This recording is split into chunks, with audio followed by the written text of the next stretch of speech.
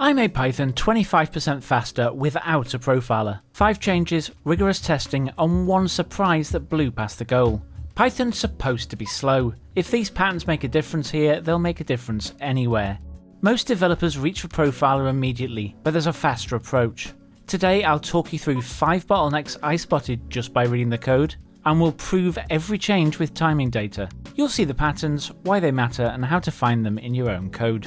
When tuning code, we need to ensure that the changes that we're making actually have a positive effect. A single AI versus AI game takes less than a second. Given that runtimes are not uniform because other things can be happening on your CPU, this is going to be very difficult to tell if our changes actually worked. To solve for this, we're going to make the game play itself 500 times. We're going to repeat this another 2 times to account for noise. For a performance change to be accepted, all of its runtimes must be lower than the lowest time from the previous round. For the baseline, this is 44.435 seconds. As I'm looking around the code, the thing that instantly jumps out is the list comprehension in this playable cells property. List comprehensions are way faster than loops, but this is called a lot. Let's make it a physical list instead. To do this, we're going to initialize an empty list, then we'll populate the list with the numbers 1 through 9 using the range function cast to a list. This is by far the fastest way to create lists using range. Because this is a physical list, not calculated, we need to change the code to maintain it. Move uses board position as it decrements the player position instruction. We will need to remove our number before this. Add a check based on available moves. This replaces the previous check on the board position being none, so let's remove it. And then we just need to add a line to remove our selected move from the list. Undo uses board position, so when we undo the move, we need to put the cell position +1 back in. For playable cells, we simply return the list of available moves. Empty slice ensures callers get a copy. Min-max uses this everywhere, we don't want shared state bugs, and numbers are now not guaranteed to be sequential. Make sure it runs and check the times. For run 1 we hit 41.156 seconds, for 2 we got 41.407, and the last run was 41.241.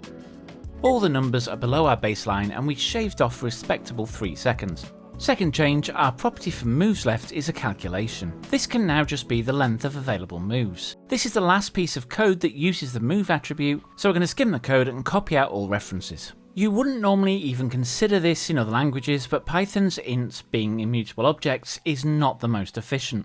Every single operation has a cost. Integers incrementing and decrementing everywhere, each one creates a new object in Python. When you can replace calculations with a simple lookup, do it. Testing now, and the runs are 40.064, 40.135 and 40.356, saving us around a second. Every little helps. Now that we've proved it, let's remove the commented code. That's the discipline that I code by. Prove the change and remove everything you don't need. Next change is dead simple. Game over is a calculation, called constantly. We know the game's over when there's no more moves left, so just return not available moves. Times for this one, 38.983, 39.132 and 38.787, saving us over a second. Change 4 is probably the biggest change yet. We have this function render cell, but all these 6 lines of code fundamentally do is change none to a space. What if the blank space on our board was space instead of none already? Then we wouldn't need this at all. Our board rendering methods could just reference the cells directly. So let's change the initialization, replacing none with a space. We then need to carefully go through the code and change everywhere we check a board cell for none, and change it to a space. The first one can be found in undo, the second in the winner property.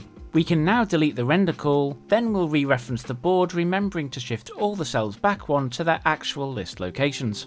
So let's run it and see where we got. Our timings are 37.004, 37.138 and 37.260, shaving off almost 2 seconds. That's over 16% below baseline.